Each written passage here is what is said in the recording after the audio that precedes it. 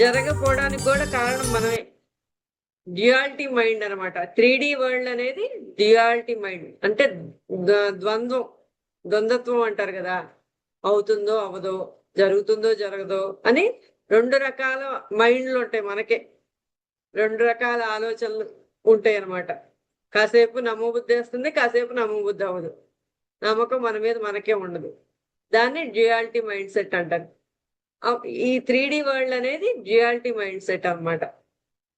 ఆ duality mind set లో ఉన్నప్పుడు అస్సలు ఏమీ వర్కౌట్ అవ్వు. అసలు లా ఆఫ్ అట్రాక్షన్ అంటున్నారు, మేనిఫెస్టేషన్ అంటున్నారు, మిరాకిల్స్ జరుగుతాయి అంటున్నారు. అసలు నిజమో కాదో ఆ ఊరినే చెప్తారు, ఇది జరుగుతాయో జరగవో అని ఎన్నో రకాల అనుమానాలు ఉంటాయి. అలాంటి అనుమానాలు ఉన్నప్పుడు ఏమవుతుంది? ఏమి జరగవు అనమాట. ఏం మేనిఫెస్ట్ ఏమి చేసుకోలేము. మనం ఏం చేయాలి? 4D లెవెల్కి వెళ్ళాలి. ఈ కింద ఇవన్నీ దిగువ తలాలన్నమాట. 3Dలో దిగువ తలాల్లో ఉంటాం అనమాట. అప్పుడు 4Dకి వెళ్ళి అక్కడ no where, no time, no place, అక్కడ నో పర్సన్స్ ఎవరు ఉండరు.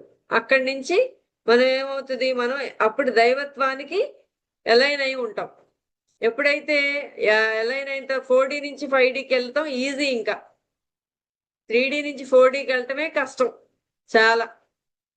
ఆ 4D టచ్ అయ్యామనుకోండి, అక్కడి నుంచి పైకి వెళ్ళిపోవడం చాలా ఈజీ.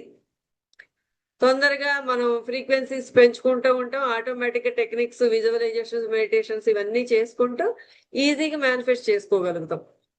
ఇక్కడి నుంచి ఇక్కడ దాకా వెళ్ళటానికే మనకి చాలా టైం పట్టేస్తుంది అనమాట.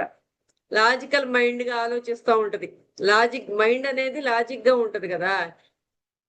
ఎక్కడి నుంచి వస్తుంది, ఎవరిస్తారు, ₹1,00,000 అంటున్నావు, ఎవరిస్తారు అని చూపించు ప్రూఫ్స్ అని మన లోపల నుంచి మనకి ఇన్నర్ వాయిస్ అనేది వస్తుంది. అవునా? వస్తుందా?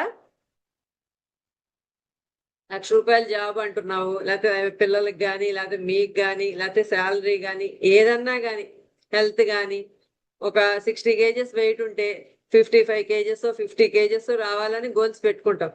అవునా? కానీ ఏమవుతుంది? మళ్ళీ మనకి